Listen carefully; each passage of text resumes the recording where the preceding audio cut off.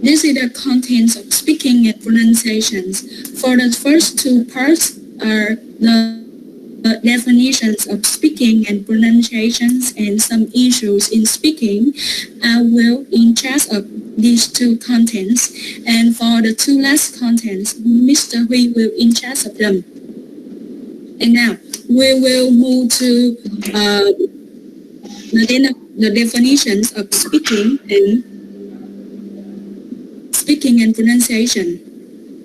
So we have here speaking refers to how we use words and voice to negotiate and attain meanings in the social context, and it cannot be separated from that context. In regard to teaching speaking in the language classroom, the teacher shifts from focusing on sentences and form to negotiating and achieving meaning in social context. It means that besides teaching linguistics knowledge, the teachers also focus on the social context. The speaker not only know what to say, how to say, when to say, where to say, and to say with whom. And when we speak, several things happen all at once. It may be our linguistic knowledge we use when we speak. It may be our communication skill we use when we speak. And one of the primary factors is that pronunciations. So they are crucial factor in conveying. Sorry, Miss Ngọc Anh, teacher is still there because she said that we have to wait for. Really? No, I'm here. Oh, yeah, okay, sorry. Yeah. Okay, so now we move to the next one here. For language teachings, every lesson involving the spoken language is a pronunciation lesson, because as an English teacher, you need to know that if your student speak very fast and fluently, but and they use very advanced vocabularies and complicated structures, but their pronunciations are not correct, it may lead to the misunderstanding. And one more thing is that people's style of speech will reflect not only aspects of their identity, such as their genders, their age, their ethnicities and social status, but also indicate the context in which the language is being used. Now, let's take this one. Let's look at this example. On the screen, there are two communications, one between Ray and his principal, and the other one is Ray and his mother. And as you can see, Ray greets his mother with the friendly form mom, hi, compared to the more formal and distant good afternoon with the principal. And as you can see here, Ray used mom, an address form which indicate that he gets on well with his mother, while he used more respectful address sir to talk with the principal. And as you can see here, he referred to his teacher, that's pastor, and then used a nickname, soup bucket, to mention the teacher. It indicate that he is treating his mother as an intimate. Why? When he mentions his teacher to the principal, he used Mr. Certains. And as you can see from the two examples, the way we use our language will reflect our social status and also our age, our gender. And let's move to the next one. There are issues in speaking. There are some issues in speaking, like genres of speaking, generic structure, exchange, turn taking, and turn types, and also topic management. Because of the time limitation, so I will discuss some of them. Here, genres of speaking. One way we can think about spoken discourse as a macro level is to consider the concept of discourse types or genres. As we can see here, there are many genres of speaking. They may be giving lecture, deliver presentation, interview, oral exam, meeting, discussion, debate, chatting, expert, consultation, and storytelling. And genres is defined as a stage, goal-oriented, and social process. A genre evolves within a culture and its social institutions. So we can say that it's social, and social processes are purposeful.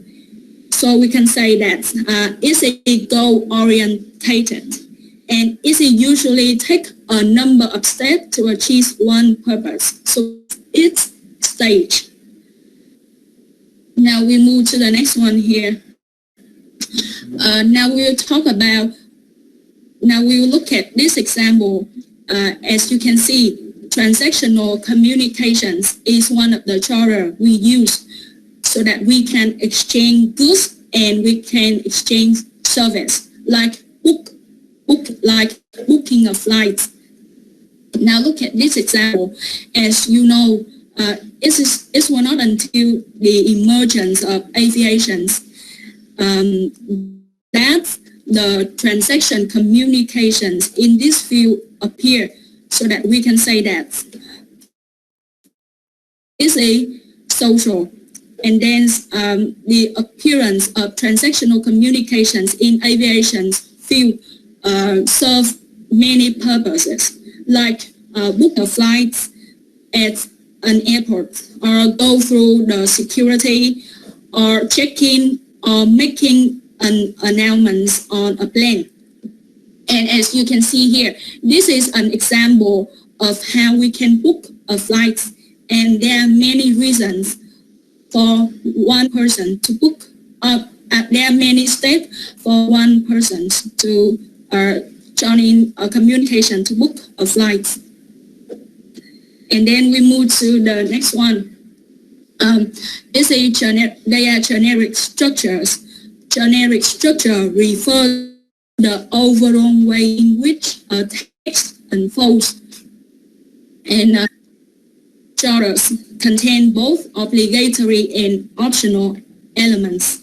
Now I will give you general structures of narrative. As you can see here, it may have abstract, orientation, communications, evaluation, resolution, and broader. And in this structure, abstract and broader are optional. So you don't need to mention these two elements in these structures of narrative. And then we move to the next one. They are turn-taking and turn types. Turn-taking is the way that the speaker takes turns in the conversations, or how the speaker constructs the interaction. There are many turn types like self-select, when nominations, questions, answer, adjacency pairs, and as you know, the listener roles is very important when we are in communications. Now let's look at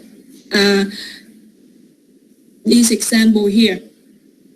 As you can see, in conversation number 1, the girls talk a lot, and she didn't give chance for his girlfriend to talk, to jump in the conversations. So I say that the girl nominates in the communication. And we move to conversation number 2. This is self-select. Self-select is when the speaker who select the turn by themselves.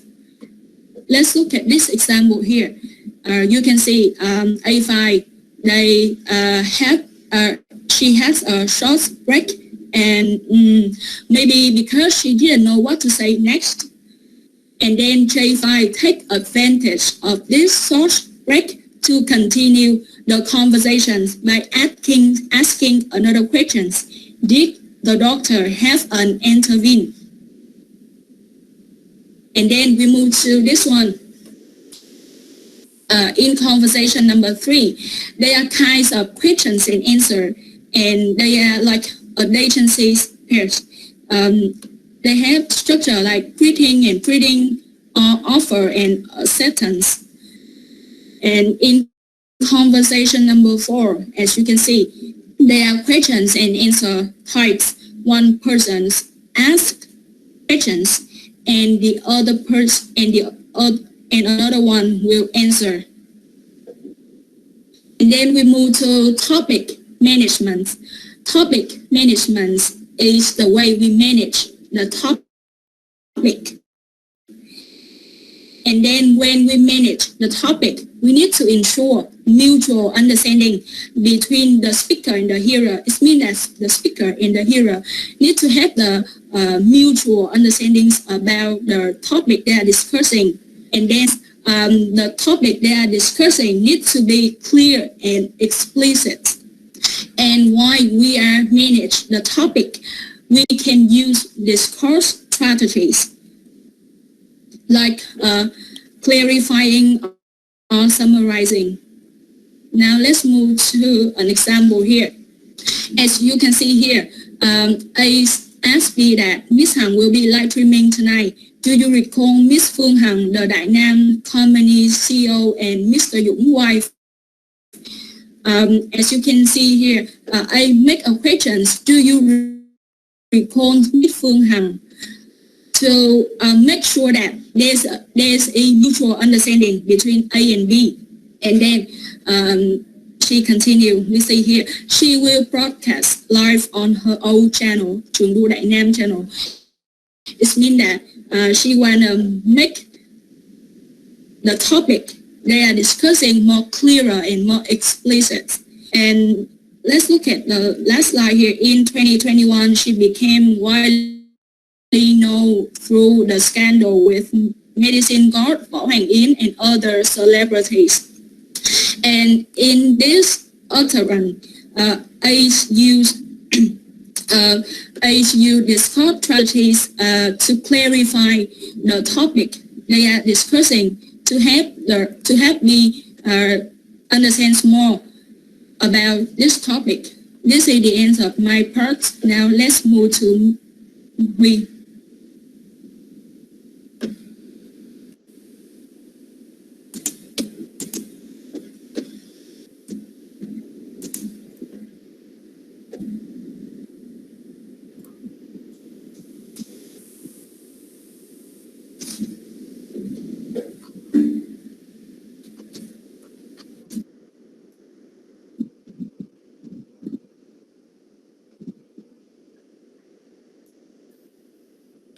Okay, so can you see my screen now?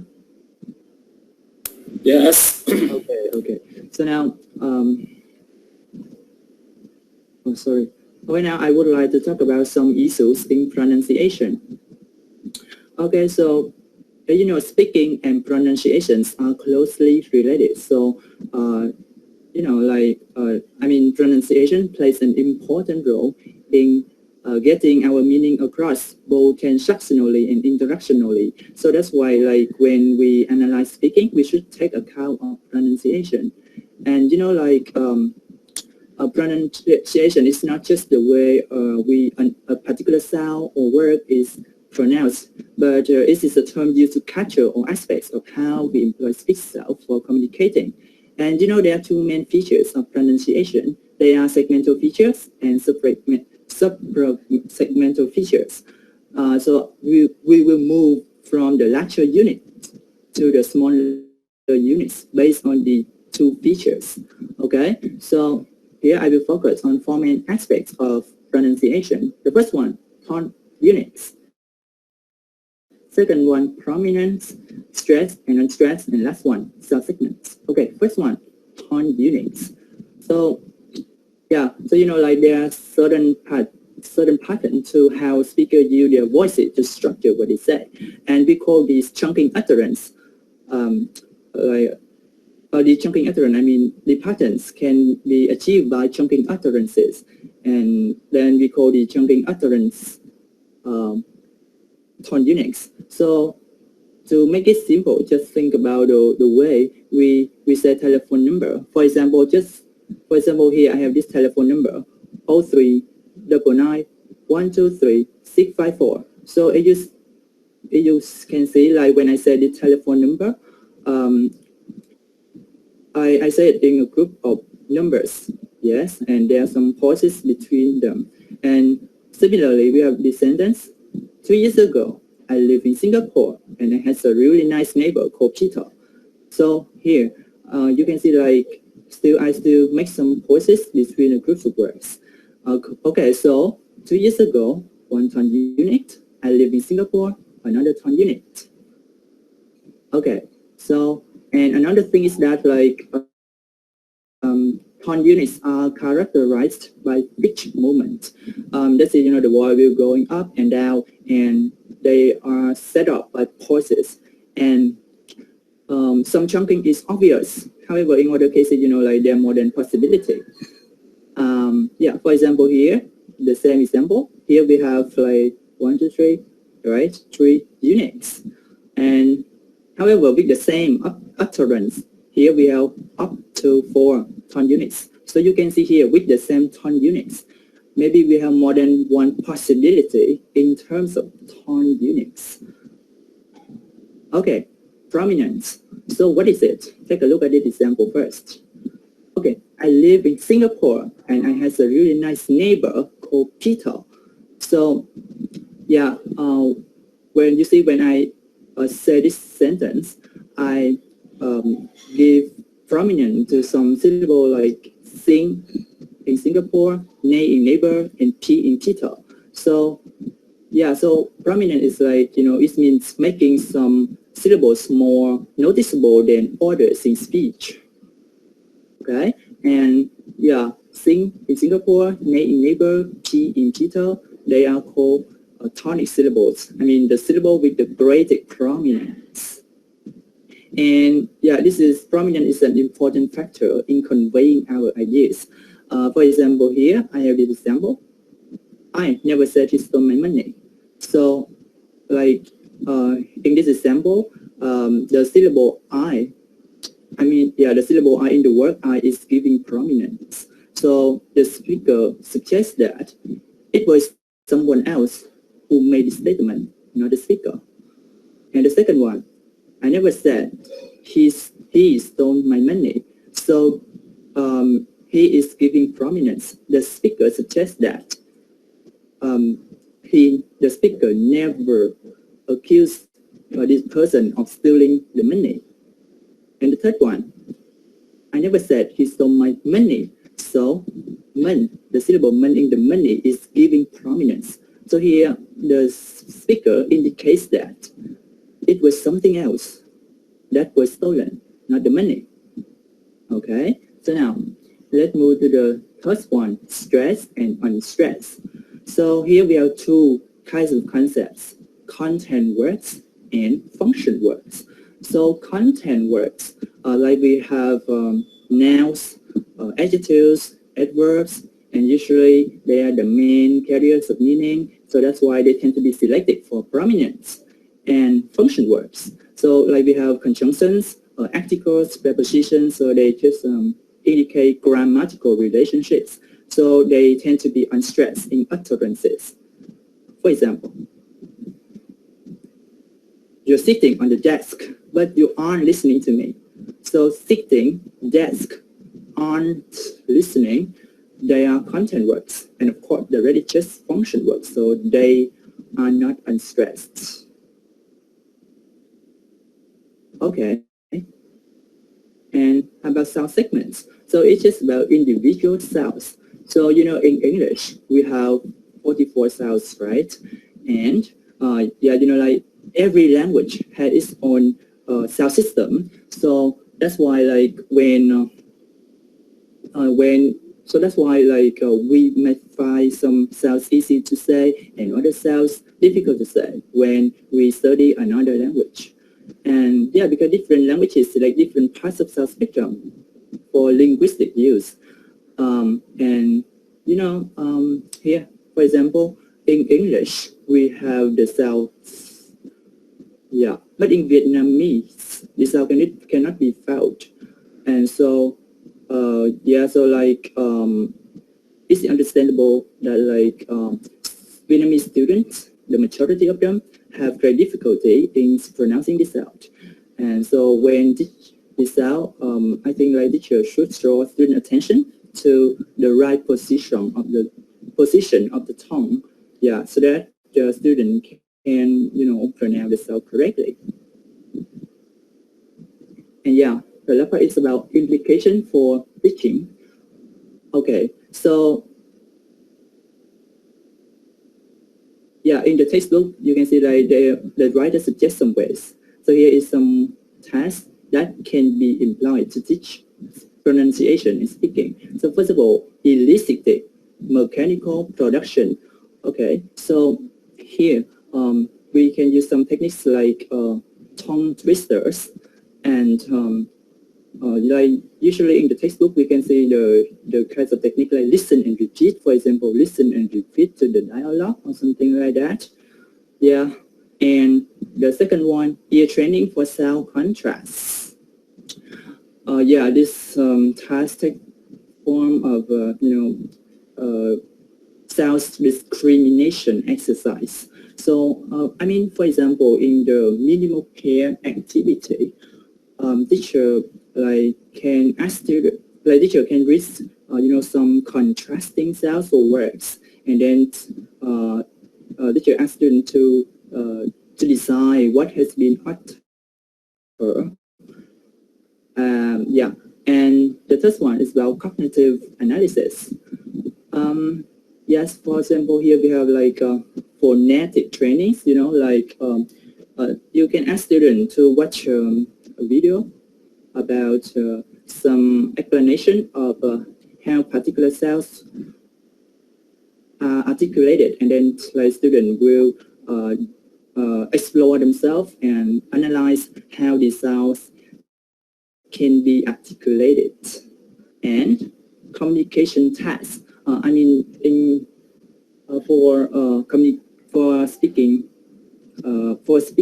in particular. So here we have like mingle activity, for example. So like find someone whom is such kind of a small survey, and also we have like maybe teacher can ask students to role plays, yeah, the dialogue or something. Yeah, they create their own situation, and I think these kinds of tasks quite useful for meaningful practice. Yeah, I guess so. Yeah, and that's the end of our group presentation. So if you have any question, you can ask. Thank you.